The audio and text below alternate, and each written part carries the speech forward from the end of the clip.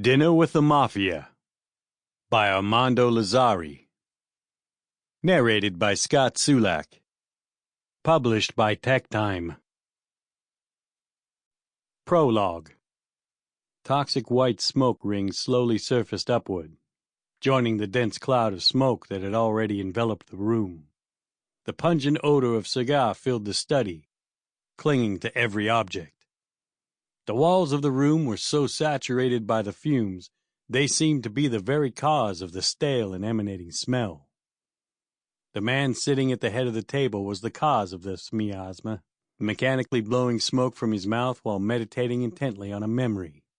A fresh memory that hurt deep down and would scar him forever, leaving dark circles under his eyes. His name is Joe Santini, and he had just witnessed the murder of his brother, Angelo, whose death was an image that no man could erase from memory. Of the other three men in the room, only Carmine Diabate sat with him at the table in silence, pouring himself a glass of wine and staring at Joe with bulging, haggard eyes. Frank, drummer Colombo, stood leaning against the windowsill watching the rain pour down, drumming his fingers in rhythm with the chomping and snapping of his chewing gum. Drummer's apparent calm had been proven an illusion many times, given his ability to kill a man with the same understated manner as perusing the morning edition of the New York Times.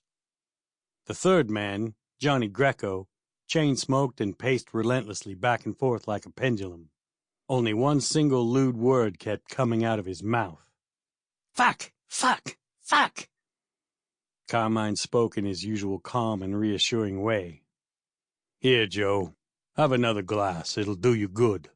This is the good stuff, not that crap from the supermarket. This comes from Italy." Johnny, high-strung by nature, couldn't stand the apathy and resignation 1 second longer.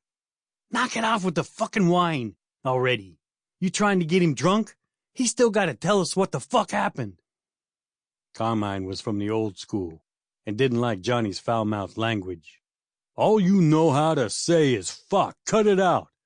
Besides, can't you see he's still in shock? Damn, show a little respect. He just lost his brother, for crying out loud." "That's exactly my point. I respect him, and have always respected Angelo. I've been standing around for 2 hours doing nothing, and I'm sick and tired of wasting time. I want to know right this minute who did it, so I can go tear his head off with my bare hands. Fuck!" Carmine stood up fast, knocking the chair to the floor. Pointing his finger at Johnny, he said, "I swear to you, you say that word one more time, I'll rip the tongue out of your mouth and feed it to the dogs." "What do you want, huh?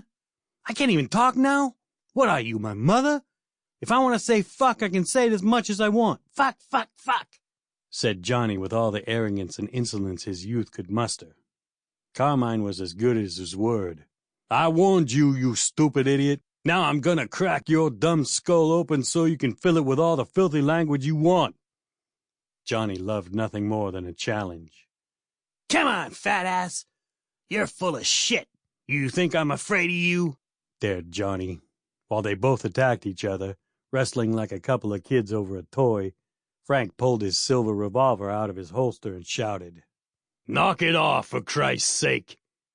You're grown men, and you're acting like a couple of spoiled brats. If we don't stop it right now, I'll shoot you both in the knees. That'll give you something to cry about." Heedless to Frank's threat, they kept brawling until Joe spoke in a faint voice.